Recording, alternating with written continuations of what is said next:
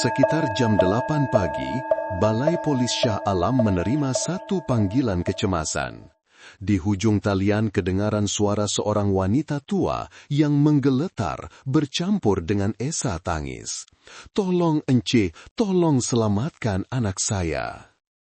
Saya hantar sarapan untuk dia, tapi panggil banyak kali tak jawab. Pintu pula tak berkunci. Bila saya masuk, dia dah meninggal. Serta-merta, sepasukan polis dikejarkan ke lokasi kejadian. Sebuah banglo kecil yang mewah, tetapi sunyi sepi sehingga menakutkan. Wanita yang membuat laporan itu ialah Puan Aminah, berusia lebih 60 tahun, ibu kandung mangsa. Dia berdiri termangu-mangu di hadapan pintu bilik tidur di tingkat 2, matanya berlinangan air mata, tangannya terketar-ketar menunjuk ke arah dalam. Di dalam bilik yang terang dan kemas itu, Siti Maisarah, 34 tahun, anak perempuannya, terbaring kaku di atas katil putih. Keadaan sekeliling begitu tenang sehingga terasa menyeramkan. Tiada tanda-tanda pergulutan, tiada bunyi aneh, hanya kedinginan yang menyelubungi. Jiran-jiran yang mendapat tahu berita itu tidak dapat mempercayainya. Siti Maisarah, seorang yang baik hati, mempunyai pekerjaan yang stabil dan tinggal bersama suaminya, seorang arsitek terkenal. Mereka berdua dianggap sebagai contoh pasangan bahagia. Jadi, apa yang menyebabkan wanita itu pergi dalam keadaan yang begitu tragis? Satu kes penuh misteri telah bermula, dan di sebalik panggilan telepon yang menyayat hati dari seorang ibu tua itu, tersembunyi satu kebenaran yang akan membuatkan sesiapa sahaja yang mendengarnya berasa seram sejuk. Siapakah yang menyebabkan wanita itu mati di dalam bilik yang sepatutnya menjadi tempat paling selamat baginya? Teruskan bersama kami sehingga akhir untuk mengetahui jawabannya.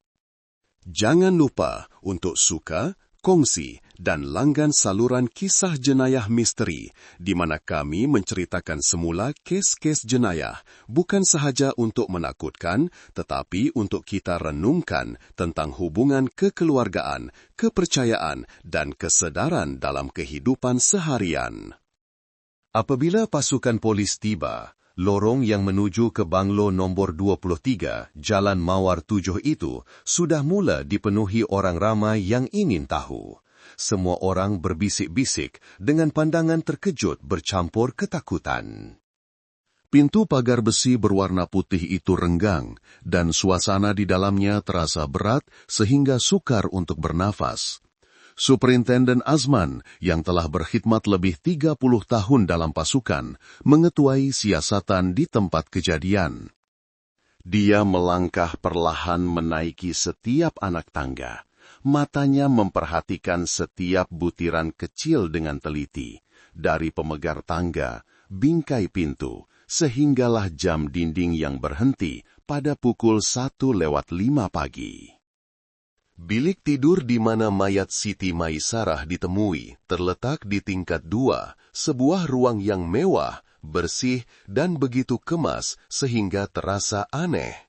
Tiada tanda-tanda rumah digeledah, tiada barang yang berselerak, tiada kesan pintu atau tingkap diumpil. Semuanya tersusun rapi, seolah-olah tiada apa-apa yang berlaku. Hanya selimut yang sedikit terselak dan sebotol minyak wangi yang terbalik di atas meja solek. Tanda-tanda kecil ini cukup untuk membuatkan penyiasat yang teliti berhenti berpikir. Siti Maisarah terbaring di atas katil, pakaiannya kemas, wajahnya pucat, tetapi matanya sedikit terbuka, seolah-olah masih ada sisa-sisa keterkejutan terakhir. Terdapat beberapa kesan lebam yang jelas di lehernya, dan tubuhnya sudah sejuk, menandakan dia telah meninggal dunia beberapa jam sebelumnya. Puan Aminah, ibu mangsa, masih dalam keadaan terkejut. Dia bercerita sambil menangis. "Malam tadi dia masih telepon saya, katanya esok nak sarapan bersama. Dia siap pesan, suruh beli nasi lemak kegemarannya. Tak sangka pagi ni, saya nampak anak saya macam ni." Jiran-jiran di sekitar kawasan banglo itu semuanya mengatakan mereka tidak mendengar sebarang jeritan meminta tolong atau bunyi aneh pada malam itu. Rumah itu pula terletak di hujung lorong, mempunyai tembok tinggi dan sistem kamera litar tertutup CCTV sendiri, jadi kemungkinan untuk dipecah masuk dari luar hampir tiada. Tetapi apa yang paling menarik perhatian pasukan penyiasat ialah ketiadaan suami mangsa yang aneh, Khairul Nizam, 38 tahun. Dia seorang arkitek dan tinggal bersama Siti Maisarah di banglo ini. Apabila polis memeriksa, kereta pribadi Khairul Nizam tiada di garaj. Telefonnya dimatikan sepenuhnya dan tiada siapa tahu ke mana dia pergi sejak malam tadi. Tiada sebarang mesej, tiada sebarang pesanan ditinggalkan untuk keluarga. Satu lagi butiran kecil ditemui. Di atas meja makan di tingkat bawah, terdapat 2 cawan kopi yang belum habis diminum. Satu mempunyai kesan gincu, manakala satu lagi tidak. Ini menunjukkan sebelum kejadian berlaku, sekurang-kurangnya ada 2 orang yang duduk bersama di situ. Rumah itu menjadi senyap, hanya kedengaran bunyi pen berdetik di atas buku nota penyiasat. Di luar, langit yang tadinya cerah tiba-tiba menjadi suram. Tiada tanda pecah masuk, tiada tanda pergelutan. Mangsa meninggal dunia di dalam bilik tidurnya sendiri, dalam keadaan seperti sedang tidur, dan yang paling penting, suaminya hilang secara misteri. Mungkinkah jenayah ini dilakukan oleh seseorang yang rapat, seseorang yang Siti Maisarah langsung tidak berwaspada? Atau adakah rahsia lain yang tersembunyi di sebalik pintu rumah mewah itu? Soalan-soalan itu menanti jawapan dalam bedah siasat dan siasatan yang akan datang, di mana setiap petunjuk akan mula terungkap. Selepas tempat kejadian dikepung, mayat Siti Maisarah segera dibawa ke unit forensik Polis Kontingen Selangor untuk bedah siasat. Superintenden Azman dan pasukannya masih menunggu setiap baris kesimpulan kerana mereka tahu butiran-butiran dari bilik forensik inilah yang menjadi kunci utama untuk merungkai keseluruhan kes. Di dalam bilik yang sejuk itu, cahaya lampu putih memantul pada wajah serius Ketua Pakar Forensik, Dr. Leong Fee. Ismail. Dia bekerja dengan cermat. Setiap garisan, setiap kesan pada tubuh mangsa direkodkan dengan teliti. Apabila laporan awal dihantar, seluruh pasukan penyiasat terdiam seketika. Kemudian, suara Dr. Ismail kedengaran, perlahan tetapi jelas. Punca kematian adalah asfiksia akibat tekanan pada saluran pernafasan. Dengan kata lain, mangsa dicekik sehingga mati. Kenyataan itu membuatkan bilik mesyuarat senyap sunyi, tiada siapa yang bersuara, hanya kedengaran bunyi pen yang ditekan kuat di atas kertas. Satu kes pembunuhan telah disahkan. Siasatan forensik yang lebih mendalam menunjukkan anggaran waktu kematian adalah antara jam 11 malam sebelumnya hingga 1 pagi pada 11 Ogos. Tiada luka luaran pada badan, tiada tulang patah, dan tiada tanda-tanda mangsa melawan dengan ganas. Di bawah kuku mangsa, tiada sel kulit asing ditemui, menunjukkan Siti Maisarah tidak sempat atau tidak mampu untuk melawan. Dr. Ismail menjelaskan lagi dengan nada yang lebih perlahan. Pelaku kemungkinan besar sangat dikenali oleh mangsa. Mangsa mungkin sedang tidur, atau langsung tidak berjaga-jaga ketika diserang. Ini bukan tindakan spontan orang yang tidak dikenali, tetapi tindakan dalam satu hubungan yang rapat. Kata-kata itu membuatkan Superintenden Azman mengerutkan dahi. Di dalam kepalanya, pelbagai teori mula tersusun. Jika ini rompakan, mengapa tiada harta benda yang hilang? Jika ini perbuatan musuh, mengapa tiada tanda pecah masuk atau pergaduhan?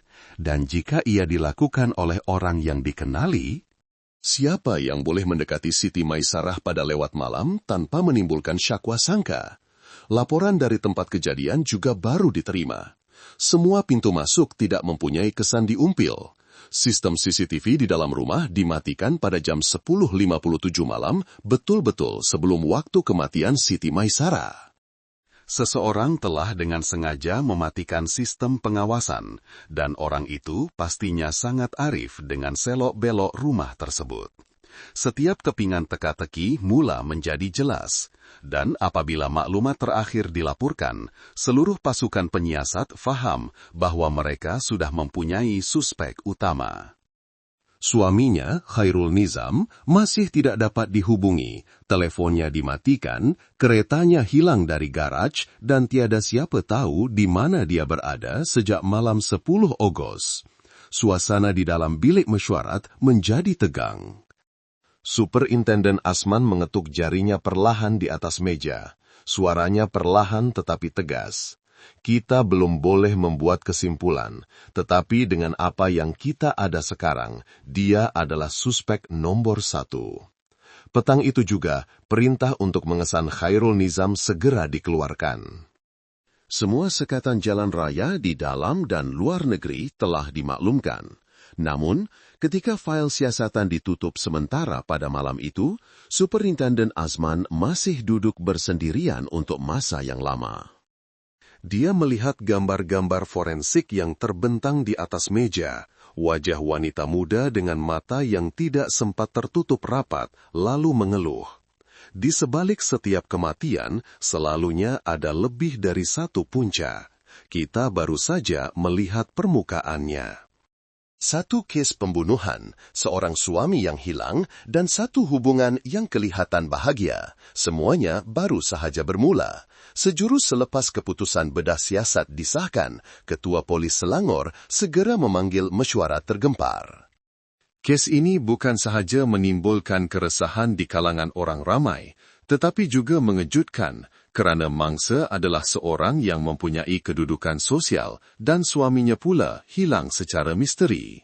Bilik musyawarat di tingkat 3 Ibu Pejabat Polis Kontingen terang benderang sepanjang malam. Peta Selangor dibentangkan luas di atas meja. Gambar-gambar dari tempat kejadian, laporan forensik, dan keterangan saksi disusun rapi di hadapan para penyiasat. Suasana begitu pekat, hanya kedengaran bunyi pen diketuk di atas meja dan desiran kertas. Superintenden Asman, yang dilantik sebagai ketua pasukan khas, berdiri dengan suara yang tenang dan jelas.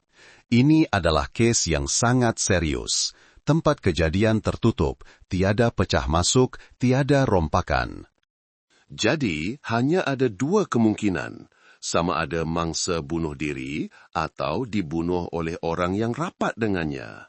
Dan sekarang, kita telah menolak kemungkinan pertama. Kita perlu jelaskan siapa orang terakhir yang bersama mangsa. Soalan itu membuka pelbagai arah siasatan baru. Setiap wajah di dalam bilik itu menunjukkan tumpuan yang tinggi. 3 pasukan siasatan dibentuk pada malam itu juga. Pasukan pertama diketuai oleh Inspektor Leong, ditugaskan untuk mengesan suami mangsa, Khairul Nizam. Mereka perlu menyemak semua rakan, saudara mara, tapak projek, hotel budget, stasiun minyak, dan kamera trafik, mana-mana tempat yang mungkin dia kunjungi. Satu senarai lebih 40 lokasi dibuat dalam masa beberapa jam sahaja. Anggota polis jenayah bertaburan di serata tempat, dari pusat bandar hingga ke kawasan sempadan, Negeri Sembilan, Pahang, dan Perak. Pasukan kedua, di bawah kendalian Sarjan Normala, memberi tumpuan kepada hubungan pribadi mangsa, Siti Maisarah. Dari telefon bimbit, komputer riba, hingga ke media sosial, setiap data perlu disalin dan diperiksa dengan teliti. Sarjan Normala faham bahawa dalam zaman sekarang, tiada rahasia yang tidak meninggalkan jejak digital. Dengan kesabaran meneliti setiap mesej dan panggilan, kebenaran akan terungkap sedikit demi sedikit.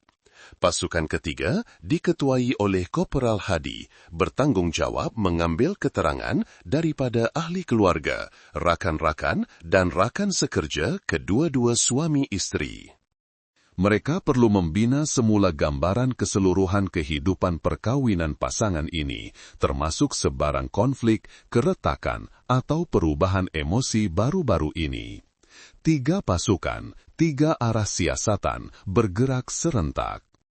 Maklumat yang dikumpul menunjukkan pasangan Khairul Nizam dan Siti Maisarah. Kedua-duanya berpendidikan tinggi dan mempunyai keadaan ekonomi yang baik. Khairul Nizam seorang arsitek dengan firma sendiri dan sering keluar kawasan. Siti Maisarah pula seorang eksekutif sumber manusia di sebuah syarikat hartanah besar. Mereka telah berkahwin selama 8 tahun dan mempunyai seorang anak kecil yang tinggal bersama datuk dan neneknya di kampung. Pada zahirnya, mereka adalah keluarga contoh, rumah besar, kereta mewah, dan kedua-duanya berjaya dalam kerjaya.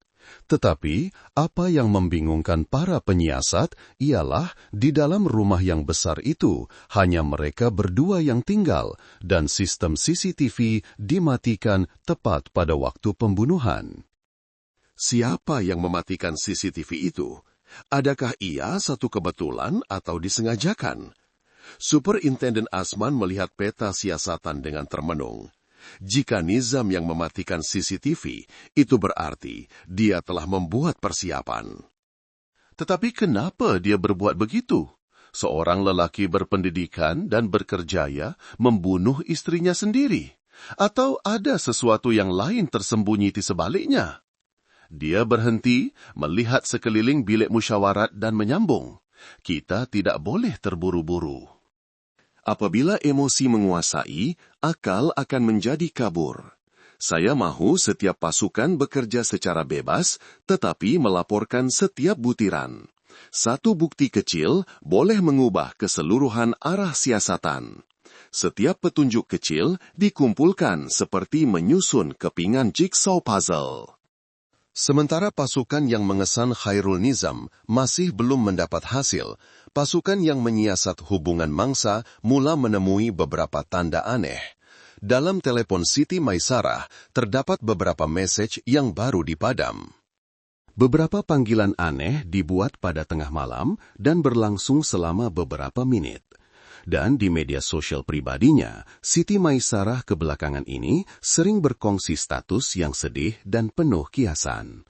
Ada kesunyian yang dirasai walaupun di dalam rumah sendiri. Pada masa yang sama, seorang rakan sekerja di syarikat tempat Siti Maisarah bekerja memberikan maklumat tambahan. Sejak kebelakangan ini, Cik Sarah nampak tertekan.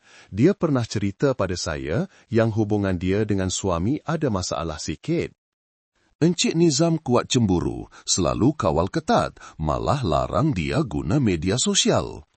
Kepingan-kepingan maklumat ini mula bercantum, menunjukkan gambaran perkahwinan pasangan itu tidak seindah yang disangka. Tetapi Superintenden Azman tetap berhati-hati. Dia mengingatkan, selagi tiada bukti, jangan buat andaian. Perkawinan ini hanya orang di dalamnya yang faham. Kita perlukan bukti kukuh, bukan menghukum berdasarkan habar angin. Sementara itu, pasukan yang mencari Khairul Nizam masih belum menemui sebarang jejak. Sistem kamera trafik merekodkan keretanya meninggalkan bandar sekitar jam 12.45 pagi menuju ke arah Lebuh Raya Utara Selatan sebelum jejaknya hilang di kawasan sempadan dengan Perak. Tiada transaksi kad bank, tiada isyarat lokasi telefon, dan tiada saksi yang melihatnya selepas waktu itu. Seorang lelaki berpendidikan, tanpa wang, tanpa komunikasi, tanpa sebarang alat teknikal yang memberi isyarat, hilang seolah-olah tidak pernah wujud. Tekanan mula dirasai. Berita kes ini tersebar luas di media sosial. Akhbar menggelarnya tragedi di Banglo Mewah Shah Alam. Semakin lama, tekanan awam semakin memuncak, mendesak pihak berkuasa untuk menangkap pembunuh. Suami yang lari itulah pelakunya, siapa lagi? Tetapi bagi penyiasat, semuanya tidak semudah itu. Superintenden Azman tahu, dalam kes yang kelihatan paling jelas sekalipun, kadang-kadang pembunuh sebenar bersembunyi di sebalik butiran yang dianggap remeh. Dia membuat kesimpulan dalam mesyuarat malam itu. Pertama, teruskan pencarian Khairul Nizam. Kedua, siasat lebih mendalam kehidupan mangsa. Kerana hanya apabila kita faham bagaimana mangsa hidup, barulah kita tahu kenapa dia terpaksa mati. Suaranya serak selepas berjam-jam bekerja, tetapi matanya tetap bersinar. Anggota-anggota muda dalam pasukannya memandang superintendan veteran itu dan melihat keyakinan serta tanggung jawab yang jelas. Di luar, hujan mula turun. Bunyi hujan yang lebat bercampur dengan bunyi papan kekunci, deringan telepon yang singkat, dan langkah kaki yang tergesa-gesa di koridor. Satu kes, satu keluarga, dan begitu banyak rahasia menanti untuk dibongkar. Semuanya hanyalah permulaan perjalanan mencari kebenaran, di mana setiap petunjuk, setiap individu boleh menjadi kunci atau pintu ke jalan buntu. Mesyuarat pasukan khas pada pagi itu dimulakan dengan satu maklumat yang membuatkan semua orang berhenti menulis. Sarjan Normala yang bertanggung jawab menyiasat hubungan pribadi mangsa baru sahaja menerima keputusan analisis dari unit teknikal. Di antara data yang diekstrak dari telepon bimbit dan komputer pribadi Siti Maisarah, terdapat beberapa mesej yang pada mulanya kelihatan biasa, tetapi apabila disusun, ia membentuk gambaran yang sama sekali berbeza tentang kehidupan keluarga yang disangka bahagia itu. Juru teknik berjaya memulihkan siri perbualan di aplikasi WhatsApp, kebanyakannya dengan satu akaun bernama Fikri PT. Pada mulanya, ia hanya sapaan mesra. Maisarah, senaman hari ini bagus. Cuba kekalkan diet macam yang saya cadangkan ya. Tetapi lama-kelamaan, nada perbualan menjadi lebih pribadi. Saya dah rindu awak. Cukup dengan melihat awak senyum, semua penat lelah saya hilang. Mesej-mesej ini dihantar pada lewat malam selepas jam 11, waktu di mana seorang isteri sepatutnya berada di sisi suaminya. Bukan itu sahaja. Pakar teknikal juga menemui satu folder gambar pribadi di dalam telefon Siti Maisarah. Kebanyakannya gambar yang diambil di gimnasium, beberapa swafoto mesra, dan kehadiran lelaki bernama Fikri, seorang jurulatih kecergasan di pusat game yang sering dikunjunginya. Semuanya seolah-olah menceritakan segalanya. Sementara itu, pasukan siasatan ketiga juga mengumpulkan banyak keterangan daripada rakan-rakan, jiran, dan rakan sekerja. Semua orang mengatakan bahwa pasangan Siti Maisarah dan Khairul Nizam pernah sangat bahagia. Tetapi sejak setahun yang lalu, semuanya mula berubah. Seorang jiran berkongsi, "Saya nampak mereka masih pergi kerja bersama, masih bertegur sapa macam biasa, tapi rasanya dalam rumah selalu ada bunyi pertengkaran. Ada satu malam tu, saya dengar bunyi barang jatuh, lepas tu terus senyap." Seorang rakan sekerja Siti Maisarah di syarikat hartanah menceritakan, Kak Sarah pernah mengadu yang suaminya kuat cemburu, periksa telefon dan larang dia berkawan dengan rakan sekerja lelaki. Pernah sekali dia menangis di pejabat. Kata dia penat sangat, hidup dalam syak wasangka setiap hari lebih teruk daripada bercerai. Keterangan-keterangan ini dicatat dengan teliti. Perlahan-lahan, para penyiasat menyadari bahawa di sebalik penampilan mewah dan berjaya, perkawinan itu sedang mereput dari dalam. Khairul Nizam asalnya seorang lelaki yang tenang, berpendidikan, dan sangat menyayangi istrinya. Rakan-rakannya semua mengesahkan Nizam seorang yang baik, penyayang, cuma sedikit teliti. Tetapi lama-kelamaan, sikap telitinya itu bertukar menjadi cemburu yang melampau. Dia mulai memeriksa telepon istrinya, menyoal siasat tentang waktu kerja, dan setiap pertemuan dengan rakan-rakan. Setiap kali melihat Maisarah menghantar mesej atau tersenyum di hadapan skrin, Nizam akan naik angin. Dia malah memasang kamera tambahan di ruang tamu dan koridor dengan alasan keselamatan, tetapi sebenarnya untuk mengawasinya. Pada mulanya Maisarah membantah, tetapi selepas beberapa kali bertengkar, dia memilih untuk berdiam diri. Wanita itu memilih kesenyapan untuk mendapatkan ketenangan, tetapi kesenyapan itulah yang membunuh kebahagiaan mereka hari demi hari. Kemudian, suatu hari ketika berada di gimnasium, tempat Maisarah mencari kelelaan daripada tekanan, dia bertemu dengan Fikri, seorang lelaki muda yang bertenaga, pandai mendengar, dan pandai memuji. Perlahan-lahan, perasaan difahami itu membuatkan Maisarah terjerumus ke dalam hubungan luar nikah yang dia sendiri tidak sangka. Pasukan penyiasat telah menghubungi pusat kecerdasan tempat Fikri bekerja. Mereka mengesahkan bahwa Siti Maisarah adalah pelanggan tetap, sering datang pada lewat petang dan banyak kali dilatih secara pribadi oleh Fikri. Seorang pekerja gim berbisik, Fikri itu memang rapat dengan Kak Sarah. Semua orang kat sini dah agak, mereka lebih dari kawan biasa, tapi tak ada siapa berani cakap. Semakin disiasat, semuanya menjadi semakin jelas. Motif cemburu yang pada mulanya hanya satu teori, kini mempunyai asas yang kukuh. Sarjan Normala membentangkan semua bukti, gambar, message, jadwal latihan, resit kopi, malah data GPS yang menunjukkan pada malam 10 Ogos, Siti Maisarah singgah di sebuah kafe bersama Fikri sebelum pulang ke rumah. Laporan itu diletakkan di hadapan Superintendan Azman. Dia melihat setiap gambar, setiap baris ayat, lalu mengeluh perlahan. Sungguh ironik, hanya karena kurangnya komunikasi, karena tidak saling percaya, dua orang yang pernah saling mencintai, akhirnya mendorong satu sama lain ke arah tragedi seperti ini. Pada ketika ini, motif khas sudah jelas.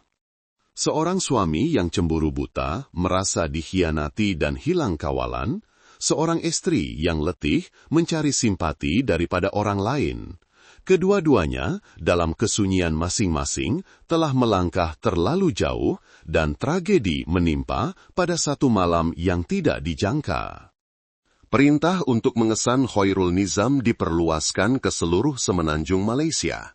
Negeri-negeri jiran seperti Perak, Negeri Sembilan, dan Pahang telah menerima notis pencarian segera. Tetapi anehnya, jejaknya masih hilang.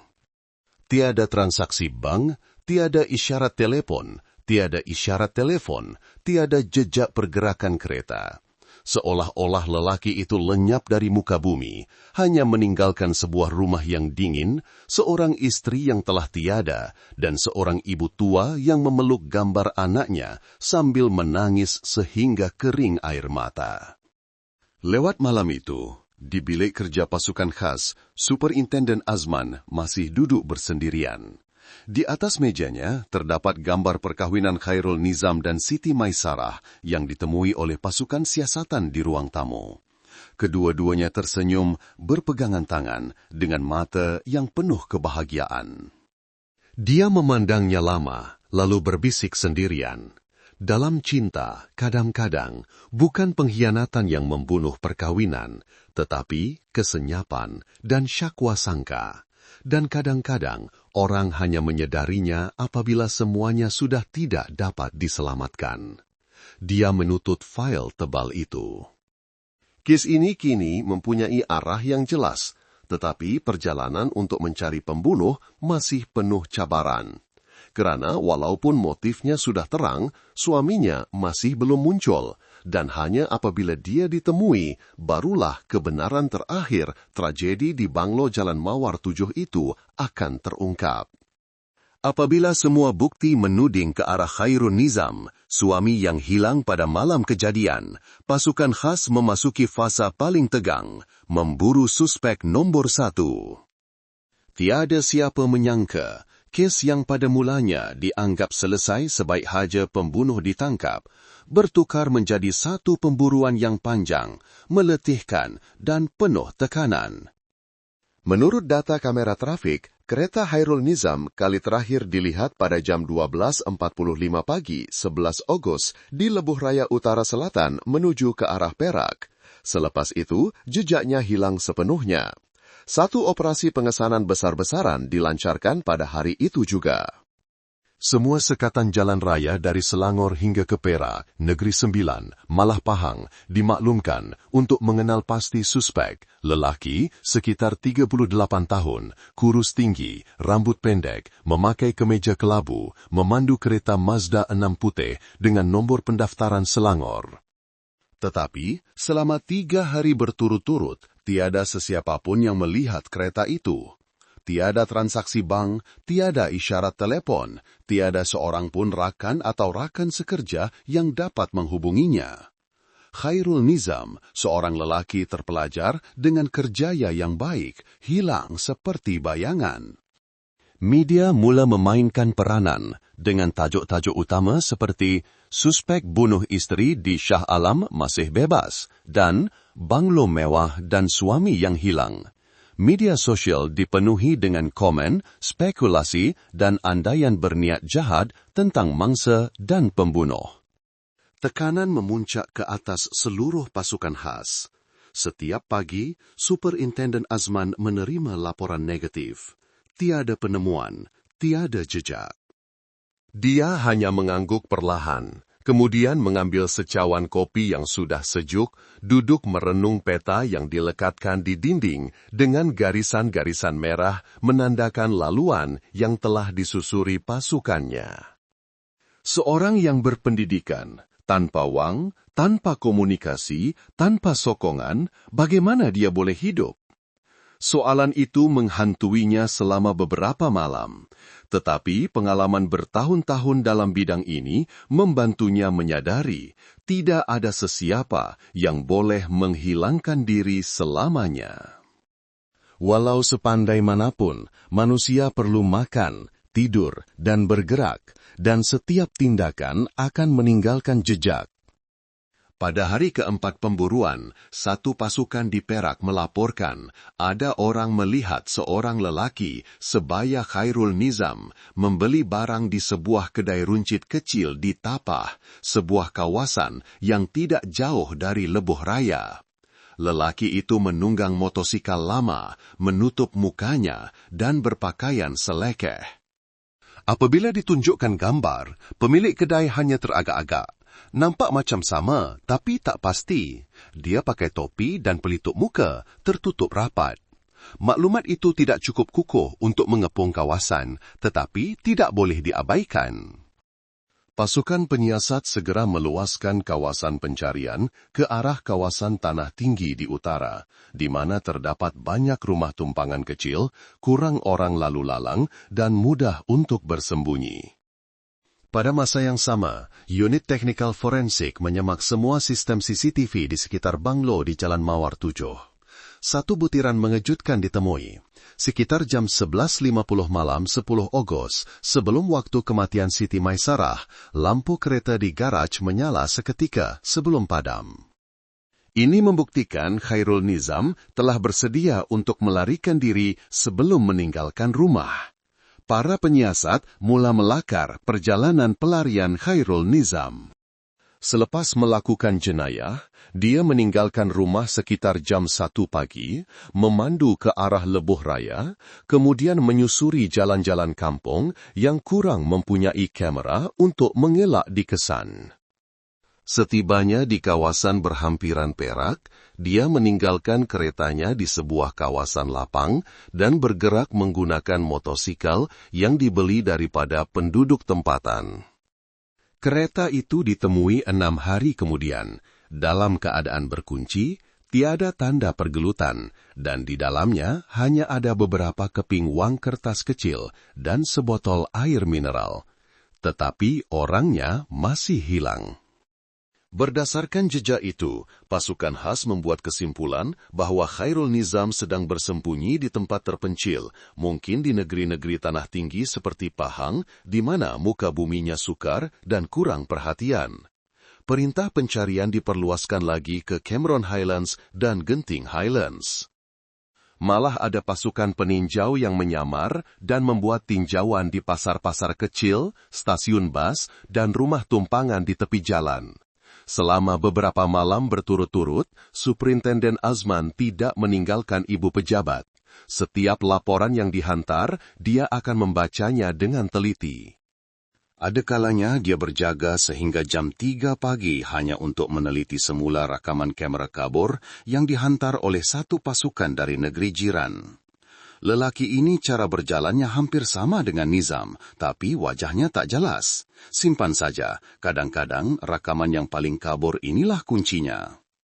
Dia paham bahawa penangkapan Khairul Nizam bukan sahaja untuk menutup kes, tetapi juga untuk melegakan penderitaan seorang ibu tua dan seorang anak kecil yang belum tahu apa yang sedang berlaku. Sebuah kes jenayah pada akhirnya bukan hanya tentang jenayah dan hukuman, tetapi tentang nasib manusia yang terperangkap dalam lingkaran tragedi. Pada hari ke-8 selepas kes berlaku, maklumat pencarian Khairul Nizam disiarkan secara luas di media massa. Sejak itu, puluhan panggilan dan mesej maklumat diterima di talian hotline. Ada yang kata melihatnya di stesen bas. Ada yang mendakwa dia berada di sebuah rumah tumpangan di kawasan pergunungan. Tetapi semuanya tidak tepat. Sehinggalah seorang penyambut tetamu di sebuah rumah tumpangan kecil di Cameron Highlands melaporkan ada seorang lelaki menyewa bilik selama lebih seminggu, jarang keluar dan kelihatan seperti orang dalam gambar buruan. Barulah pasukan khas segera membuat pengesahan. Keputusan tidak boleh diumumkan tergesa-gesa, kerana dalam siasatan jenayah, ketergesa-gesaan kadang-kadang boleh memusnahkan satu-satunya peluang untuk menangkap suspek. Anggota peninjau perlu mengawasi, mengepung kawasan dan mengesahkan identiti dengan tepat sebelum bertindak. Sementara itu, dari keterangan saksi-saksi yang bertebaran, imej Khairul Nizam mula terbentuk. Seorang lelaki yang kelihatan lesu dan kurus merayau-rayau di stesen bas, membeli roti dengan wang shilling dan tidur di warung-warung tepi jalan. Dia bukan lagi arsitek yang bergaya, tiada lagi kereta mewah atau kemeja putih, hanya seorang pelarian yang diseksa oleh rasa bersalah. Tetapi, walaupun letih, dia tetap cuba mengelak dari pandangan orang, mengelak dari setiap kamera, mengelak dari semua orang. Mungkin jauh di lubuk hatinya, dia tahu bahawa tangan undang-undang akhirnya akan sampai kepadanya. Pemburuan yang berlarutan ini bukan sahaja menguji kemahiran pasukan polis, tetapi juga menguji kesabaran. Setiap hari yang berlalu, harapan dan keletihan bercampur baur dalam setiap pandangan mata anggota penyiasat. Tetapi mereka tidak berputus asa. Superintenden Azman pernah berkata kepada rekan-rekannya pada satu malam hujan lebat, jenayah boleh lari, tetapi ia tidak boleh hilang. Kita mesti lebih sabar daripada jenayah itu sendiri. Kata-kata itu menjadi pendorong untuk seluruh pasukan terus bekerja dalam senyap, tekun, dan sabar. 7, 8, kemudian 9 hari berlalu. Lelaki bernama Khairul Nizam masih berada di suatu tempat di antara hutan belantara dalam kegelapan pelariannya, dalam seksaan dirinya sendiri. Tetapi, sepandai-pandai tupai melompat, akhirnya jatuh ke tanah jua. Pelarian itu akan segera berakhir.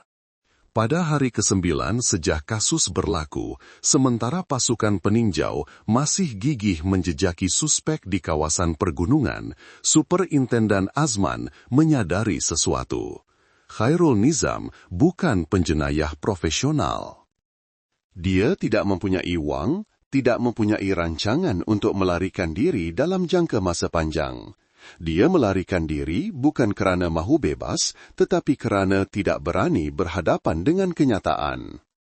Kadang-kadang yang memenjarakan seseorang bukanlah jeriji besi, tetapi rasa bersalah di dalam hati sendiri, kata Superintenden Azman dengan suara yang perlahan di dalam bilik musyawarat yang sudah terbiasa dengan cahaya lampu malap sepanjang malam.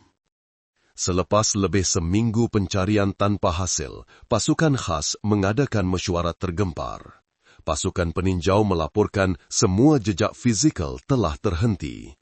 Tiada lagi kamera, tiada lagi saksi, tiada apa-apa yang boleh dijejaki.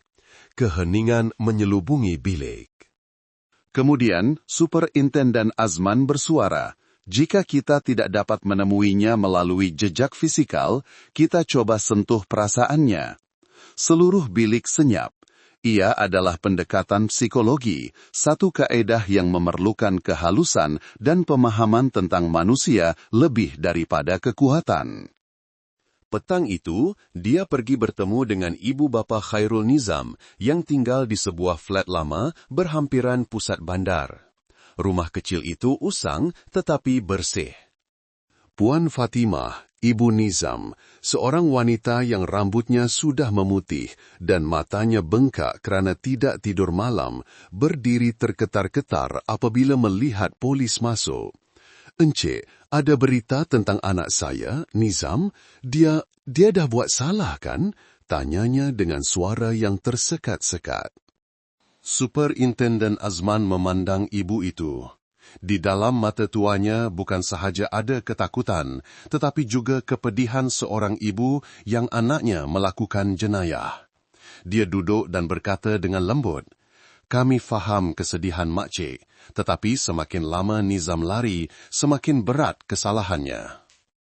Jika dia benar-benar masih ada sedikit rasa insaf, masih pikirkan ibu bapa dan anak kecilnya, biarlah kami bantu dia kembali." Mendengar itu, Puan Fatimah terus menangis. Dia menekuk mukanya dengan kedua-dua belah tangan, air matanya tidak berhenti mengalir. Di sebelahnya, si bapa tua hanya diam menghisap rokok, matanya yang merah memandang jauh keluar tingkap. Selepas seketika, dia bersuara dengan serak, "Saya tahu anak saya salah. Dia bukan orang jahat, cuma terlalu ikutkan marah, terlalu bodoh.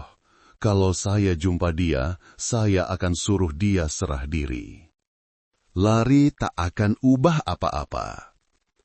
Malam itu, atas arahan pasukan khas, keluarga Nizam menulis sepucuk surat merayu anak mereka untuk menyerah diri.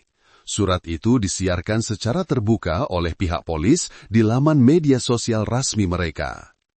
Surat itu ringkas, tanpa kata-kata indah, tetapi penuh dengan air mata. "Anakku, ibu tahu kamu takut, kamu menyesal. Tapi semakin lama kamu lari, semakin terseksa jiwa kamu. Ibu dan ayah dah tua, tak lama lagi hidup, pulanglah nak.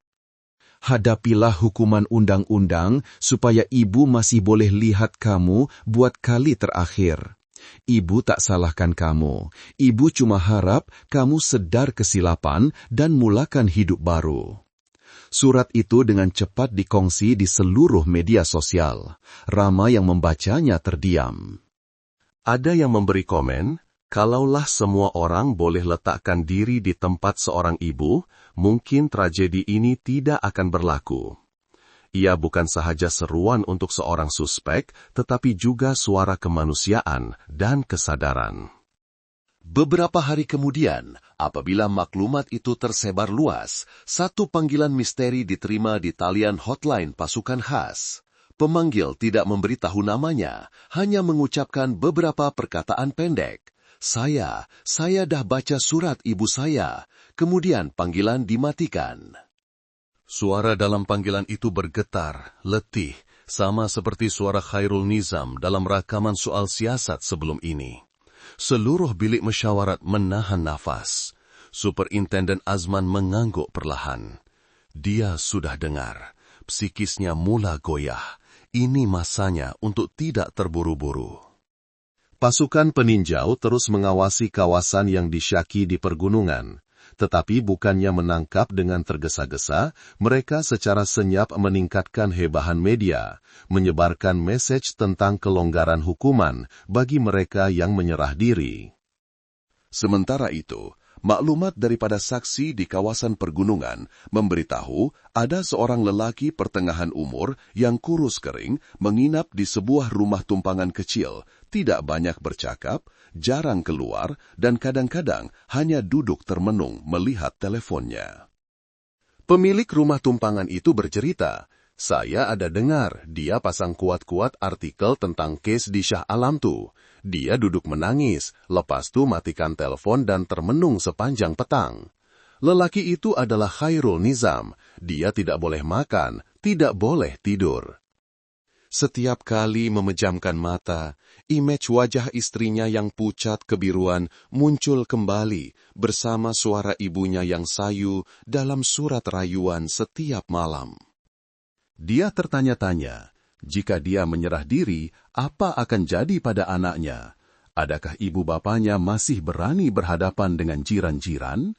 Tetapi jauh di lubuk hatinya, dia juga tahu berdiam diri hanya akan memanjangkan dosa. Manakala berhadapan dengan kenyataan adalah satu-satunya cara untuk memulakan penebusan. Di ibu pejabat polis, Superintenden Azman tidak henti-henti memantau setiap perkembangan. Dia percaya setiap kesalahan boleh ditebus dengan keikhlasan. Dalam satu mesyuarat malam, dia berkata kepada anggota-anggota muda, "Jangan fikir hanya gari yang boleh membuatkan manusia tunduk. Kadang-kadang, sepucuk surat dari seorang ibu atau pandangan seorang anak sudah cukup untuk menyedarkan sisa-sisa kemanusiaan dalam diri seorang pesalah." Kata-kata itu membuatkan ramai terdiam. Mereka faham ini bukan lagi sekadar pemburuan jenayah, tetapi satu perjalanan untuk menyedarkan nurani manusia. Pada hari ke-10, hujan turun dengan lebat di Cameron Highlands. Sementara pasukan peninjau terus mengawasi kawasan yang disyaki, di bilik gerakan, telepon berdering kuat. Tetapi kita berhenti di sini seketika, karena pada masa itu, pemburuan masih belum berakhir. Ribut psikologi dalam diri Khairul Nizam sedang mencapai kemuncaknya. Dia belum menyerah diri, tetapi hatinya sudah mulai cair, dan di sebaliknya adalah kesabaran dan belas kasihan mereka yang menjalankan tugas. Mereka yang bukan sahaja memburu jenayah, tetapi juga mencari semula sisi kemanusiaan dalam diri pesalah itu sendiri. Pagi 20 Hib Ogos, kabus tebal menyelubungi Cameron Highlands.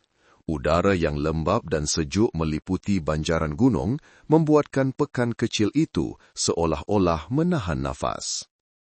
Di bilik gerakan polis kontingen Selangor, bilik gerakan menerima puluhan panggilan setiap hari. Kebanyakannya maklumat yang tidak dapat disahkan. Tetapi panggilan pada jam 8.35 pagi itu membuatkan semua orang terdiam. Di hujung talian, kedengaran suara seorang lelaki yang serak, letih, bergetar, tetapi tegas. "Saya, Khairul Nizam, saya mahu menyerah diri." Pada saat itu, bilik gerakan senyap sunyi. Pegawai yang bertugas segera memberi isyarat kepada rakan sekerja untuk merakam sambil cuba mengekalkan suara yang tenang. "Encik Nizam, encik di mana sekarang? Bertenang, kami akan lindungi encik." Hujung talian senyap seketika, kemudian suara lelaki itu kedengaran lagi, berat seperti hembusan nafas terakhir. "Saya di sebuah rumah tumpangan kecil di Tanah Rata, Cameron Highlands. Saya dah penat sangat. Saya tak nak lari lagi. Saya cuma nak jumpa ibu saya sekali." Sejurus selepas panggilan itu, pasukan khas diletakkan dalam keadaan berjaga-jaga. Pasukan peninjau segera menghubungi polis Pahang untuk bekerjasama. Satu pasukan khas yang diketuai oleh Sarjan Normala sendiri dihantar pada pagi itu juga, meredah lebih 200 kilometer hanya untuk membawa pulang lelaki itu. Semasa perjalanan, suasana di dalam kendaraan begitu senyap. Semua orang faham, ini bukan sekadar tugas menangkap suspek, tetapi satu perjalanan untuk menamatkan hari-hari yang penuh air mata dan trauma. Sarjan Normala melihat keluar tingkap. Kabus tebal menyelubungi hutan gunung, hatinya terasa sayu. Dia dah telepon untuk serah diri, bermakna dalam dirinya masih ada sisi kemanusiaan. Mungkin pada saat itu, kasih seorang ibu telah mengalahkan rasa takut. Apabila pasukan tiba di rumah tumpangan mawar di Pekan Tanah Rata, pemiliknya dengan gemetar menunjuk ke tingkat 2, bilik 203. Dia ada di situ. 2 hari ini hanya pesan makanan bungkus, tak bercakap dengan sesiapa. Nampak letih sangat. Pintu bilik 203 terbuka perlahan. Di dalamnya, lelaki yang dahulunya seorang arsitek berjaya, kini hanyalah satu bayangan kurus kering, jambangnya tidak terurus, matanya cengkung, dan pakaiannya renyok. Dia duduk termenung di tepi tingkap. Di hadapannya terdapat sekeping gambar kecil istrinya, Siti Maisarah, yang sudah pudar warnanya. Melihat polis masuk, Nizam hanya mengangguk perlahan, tidak melawan, tidak melarikan diri. Dia berkata perlahan, suaranya serak seperti hilang. Saya tahu encik semua akan jumpa saya. Beberapa hari ini saya cuma tunggu kumpul keberanian untuk telefon. Sarjan Normala berkata dengan lembut, kami datang bukan untuk menamatkan hidup encik, tetapi untuk membolehkan encik mulakan semula dengan kebenaran. Nizam menundukkan kepalanya. Setitis air mata mengalir di wajahnya yang cengkung. Air mata seorang manusia yang telah sampai ke penghujung jalan pelariannya. Tengah hari itu juga, Khairul Nizam dibawa pulang ke Shah Alam dengan kenderaan khas. Dalam perjalanan, dia duduk diam memandang keluar tingkap. Di kiri kanan jalan terbentang sawah padi yang menguning. Dan di kejauhan, kelihatan bumbung-bumbung rumah tempat dia pernah hidup, pernah ketawa, dan pernah mencintai. Tiada siapa di dalam kenderaan itu yang bersuara. Kadang-kadang Nizam bertanya perlahan, Ibu, saya sehat? Sarja Normala menjawab perlahan, Makcik masih tunggu encik. Selagi encik tunaikan janji untuk serah diri, Makcik akan dapat jumpa encik tak lama lagi. Mendengar itu, Nizam tersenyum sedikit. Senyuman hambar bercampur kepahitan. Saya pernah fikir kalau saya lari cukup lama, semuanya akan berlalu. Tapi rupa-rupanya, setiap hari yang berlalu hanya membuatkan saya lebih takut. Saya tak lari lagi.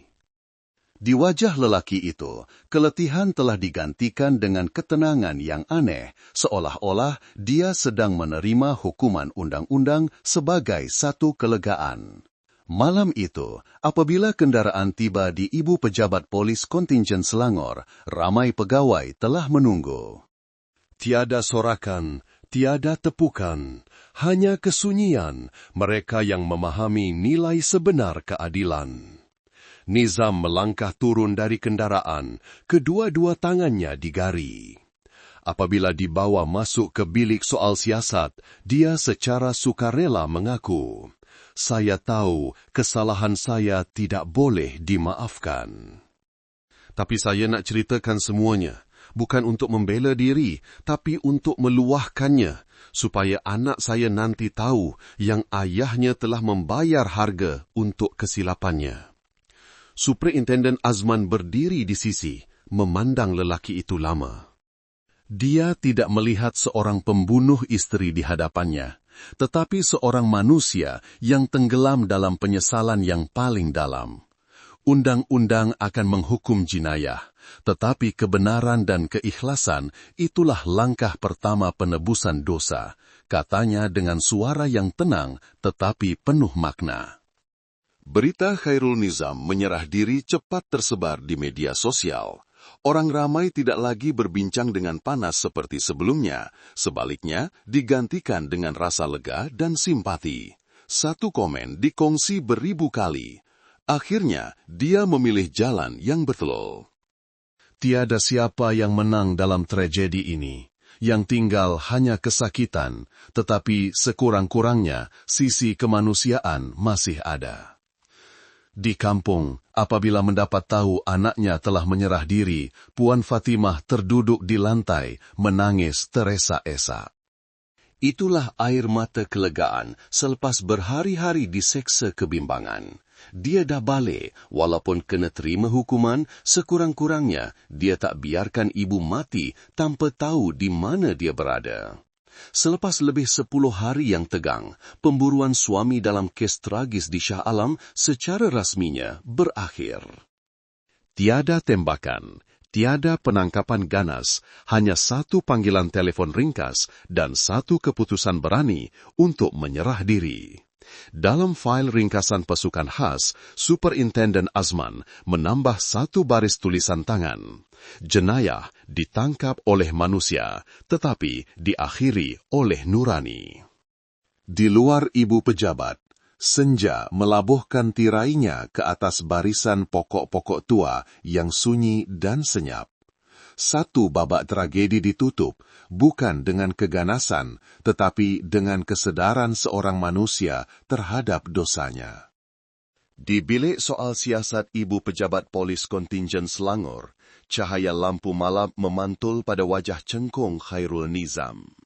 Di hadapannya terdapat satu fail tebal yang penuh dengan bukti, keterangan, dan gambar tempat kejadian.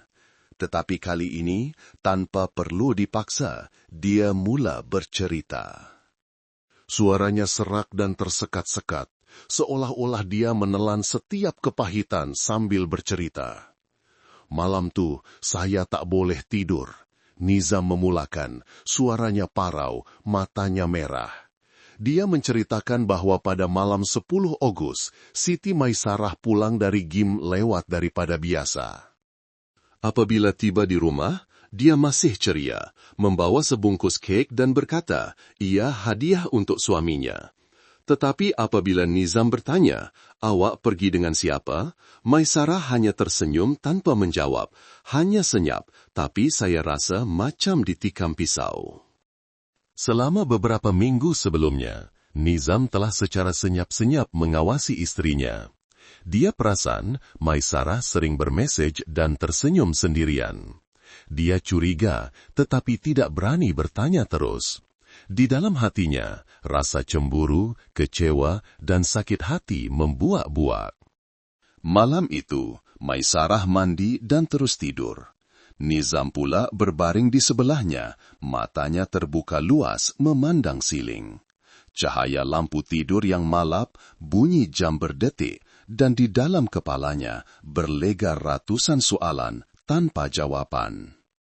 Saya teringat masa kami susah dulu, sama-sama sewa bilik, sama-sama kerja lebih masa untuk beli rumah ni. Teringat masa saya selalu bagi dia bahagian makanan saya supaya dia sihat. Lepas tu, saya tertanya-tanya, kenapa sekarang semuanya jadi macam ni? Dia diam seketika, kemudian menyambung perlahan. Bila orang terlalu mencintai, dia juga mudah jadi gila. Sekitar jam 11.30 malam, Nizam masih belum dapat melelapkan mata. Dia menoleh ke arah istrinya. Siti Maisarah sedang tidur nyenyak, wajahnya kelihatan tenang. Tetapi beberapa menit kemudian, dia terdengar dengan jelas satu nama disebut dalam tidur, seperti hembusan nafas. Fikri. Nama itu, nama yang pernah dilihatnya dalam mesej, nama yang telah lama dicurigainya, bergema di tengah malam. Bunyinya perlahan seperti nafas, tetapi cukup untuk meruntuhkan segalanya. Nizam menceritakan, saya rasa macam jantung saya diremas, rasa marah, sakit hati, kecewa, semuanya datang serentak. Saya dah tak dengar apa-apa lagi, semuanya jadi gelak. Dia berkata pada saat itu, dia bukan lagi dirinya. Dia menerkam, mencekik leher istrinya dengan kedua-dua belah tangan, sambil menjerit dan menangis. Kenapa? Kenapa awak khianati saya? Siti Maisarah tersedar, terkejut dan ketakutan, cuba melepaskan tangan suaminya. Mulutnya hanya sempat berbisik, "Abang," tetapi semuanya sudah terlambat. Beberapa saat kemudian, wanita itu terkulai, seluruh tubuhnya menjadi lembik. Bilik itu kembali sunyi, tetapi nyawa telah pergi dari situ buat selamanya. Nizam terduduk di lantai. Dia menceritakan, saya duduk pandang dia terbaring kaku.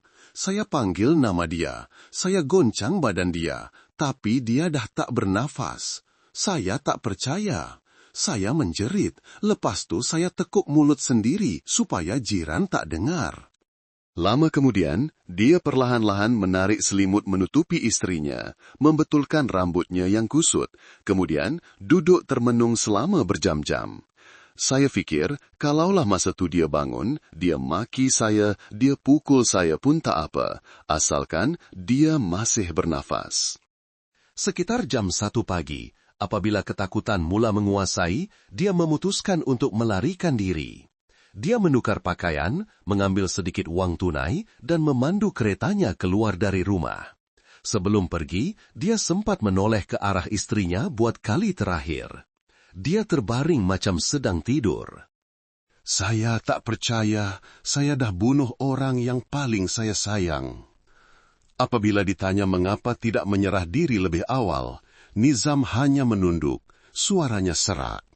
Saya takut, saya tak berani nak hadapinya.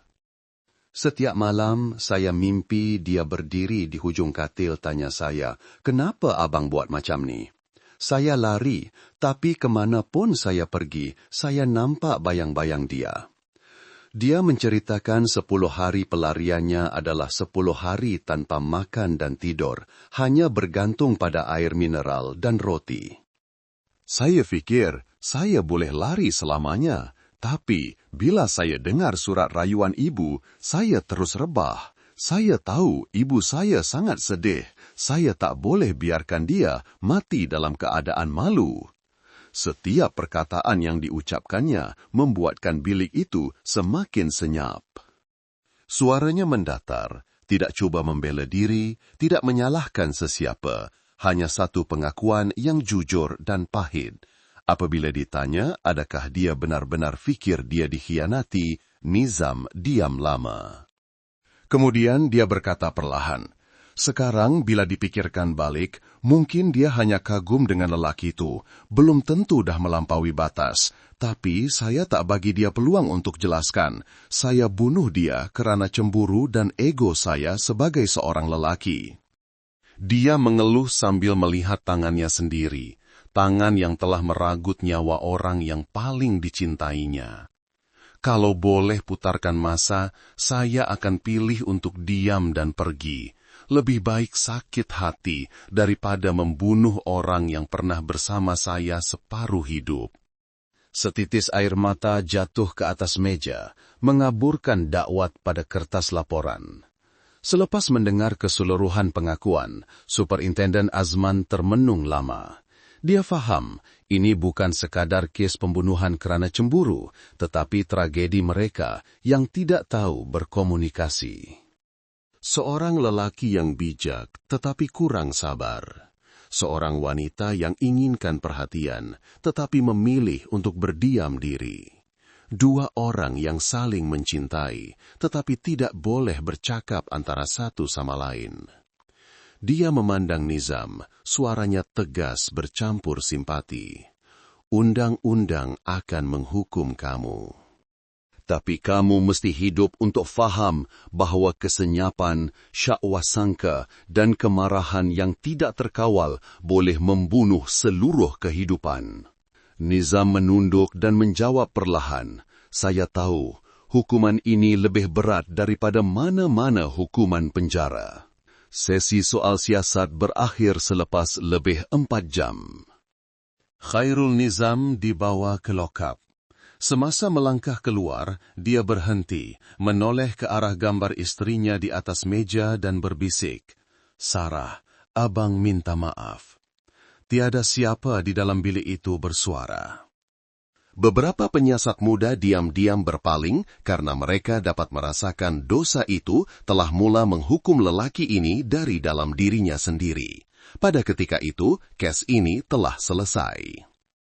Tiada rakan sejenayah, tiada rancangan pembunuhan, hanya 1 detik hilang kawalan, 1 api cemburu yang membabi buta, dan 1 nyawa yang melayang selamanya. Tetapi di sebalik pengakuan itu masih ada perjalanan yang panjang. Hukuman undang-undang dan hukuman nurani menanti Khairul Nizam di hadapan. Hampir 2 bulan selepas kejadian, pada 1 pagi di akhir bulan Oktober, bilik perbicaraan Mahkamah Tinggi Shah Alam penuh sesak. Di luar, angin musim luruh meniup guguran daun-daun kering ke laman mahkamah yang sunyi. Di dalam, semua mata tertumpu kepada lelaki yang duduk di kandang tertuduh. Khairul Nizam, 38 tahun, arsitek yang pernah disegani ramai. Tiada lagi penampilan bergaya, tiada lagi pandangan mata yang yakin. Dia duduk di situ, menunduk, kedua-dua tangannya digenggam, bahunya yang kurus sedikit terketar-ketar. Di hadapannya terdapat gambar potret istrinya, Siti Maisarah. Senyuman dalam gambar itu membuatkan seluruh dewan terasa sebak. Perbicaraan dibuka kepada umum. Kertas pertuduhan dibacakan dengan jelas. Setiap perkataan seperti pisau yang menghiris hati pendengar. Tertuduh, Khairul Nizam dalam keadaan cemburu dan hilang kawalan telah mencekik istrinya, Siti Maisarah, sehingga mati dan kemudian melarikan diri. Perbuatan tertuduh adalah satu kesalahan membunuh. Di bawah, Puan Aminah, ibu mangsa, diam-diam mengesat air mata. Hari-hari meraung tangis telah berlalu, kini yang tinggal hanyalah kekosongan. Dia pernah memberitahu media, dia salah, dia kena terima hukuman. Tapi walau macam mana pun, dia pernah jadi menantu saya. Anak saya, Sarah, dah tak ada. Kedua-dua mereka telah hilang, cuma dengan cara yang berbeza. Kata-kata itu membuatkan ramai di dalam dewan menitiskan air mata. Di seberang sana, ibu bapa Nizam juga menunduk, tidak berani memandang sesiapa. Seorang ibu yang melahirkan dan membesarkan anak, kini terpaksa duduk mendengar mahkamah menjatuhkan hukuman ke atas anaknya yang membunuh istri.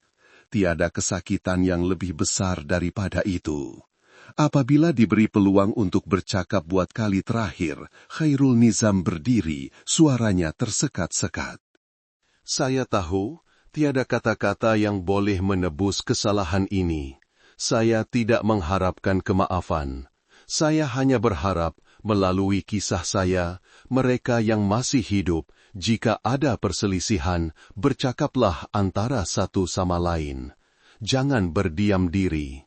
Kesenyapan membunuh segala kasih sayang. Dia berhenti, mengesat air mata, kemudian menyambung. Saya minta maaf kepada ibu bapak kedua-dua belah pihak. Minta maaf kepada anak saya, dan minta maaf kepada Sarah, yang telah pergi tetapi akan senantiasa ada di hati saya. Seluruh dewan senyap. Tiada siapa bersuara, hanya kedengaran esakan perlahan ibunya. Selepas berehat untuk pertimbangan, panel hakim kembali. Hakim pengerusi dengan tegas mengumumkan, setelah mengambil kira faktor tertuduh melakukan jenayah dalam keadaan emosi yang terganggu, telah menyerah diri, memberi keterangan dengan jujur, dan menunjukkan penyesalan, mahkamah dengan ini memutuskan untuk menjatuhkan hukuman penjara selama 20 tahun. Bunyi tukul diketuk, bergema di dalam dewan yang sunyi. Satu kes telah ditutup. Yang mati telah bersemadi, yang bersalah akan menerima balasan, tetapi mereka yang tinggal adalah yang menanggung kesakitan paling lama.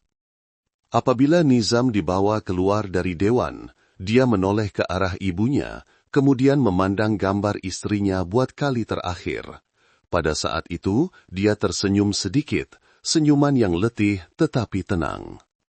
Mungkin dia tahu hukuman ini bukan sahaja balasan, tetapi juga satu kelegaan dari mimpi ngeri yang menghantuinya setiap malam.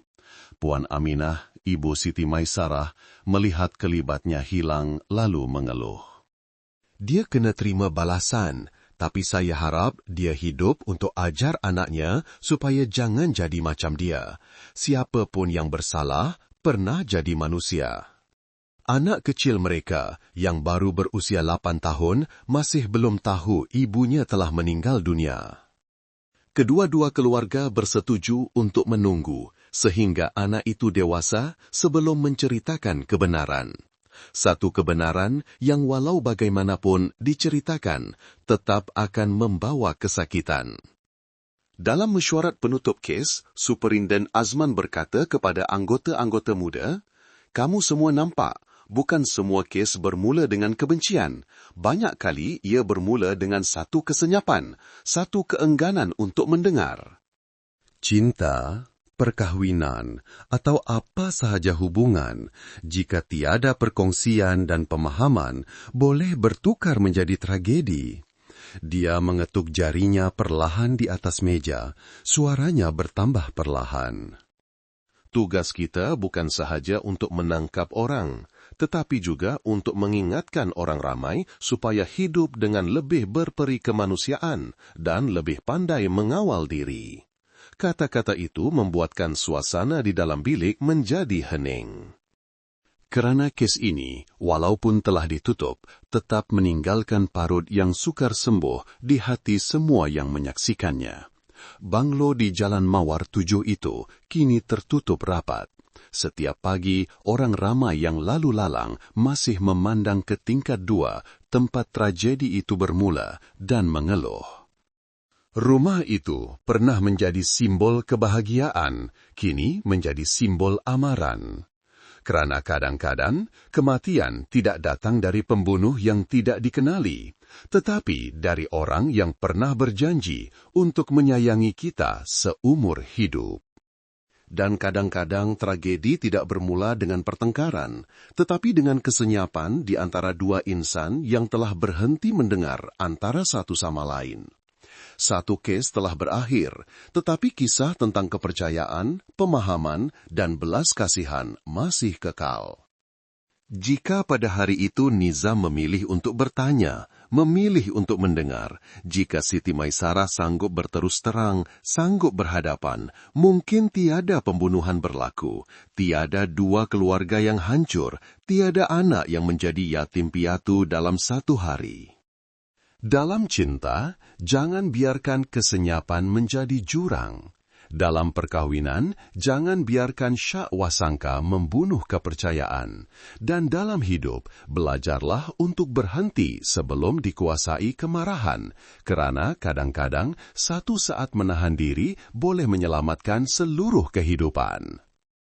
Kisah ini berakhir, tetapi pengajarannya masih ada. Bukan untuk mengungkit kesakitan, tetapi untuk mengingatkan kita semua bahawa kebahagiaan tidak terletak pada siapa yang betul atau salah, tetapi pada sama ada kita tahu menghargai dan mendengar. Anda baru sahaja mendengar kisah jenayah, tragedi dari sebuah kesenyapan. Jika Anda merasakan kisah ini memberi pengajaran, sila suka, kongsi, dan langgan saluran kisah jenayah misteri untuk terus bersama kami mendengar kes-kes benar di mana setiap jenayah membawa bersamanya satu amaran untuk kehidupan. Hai semua! Kuba komen sikit, korang semua dari mana agahnya? Saya suka sangat baca dari mana anda semua menonton. Apa pendapat korang tentang cerita tadi? Okey tak? Saya harap perkongsian kali ini bermanfaat dan menghiburkan anda semua. Saya doakan semoga anda dan keluarga sentiasa sehat, dilindungi dan dipermudahkan segala urusan. Semoga kita semua senantiasa dalam keadaan aman dan sejahtera. Dan kalau anda ada kisah atau pengalaman menarik yang ingin dikongsikan, jangan segan-segan untuk ceritakan di ruangan komen di bawah ya. Mana tahu cerita anda boleh menjadi inspirasi untuk kami semua. Jaga diri.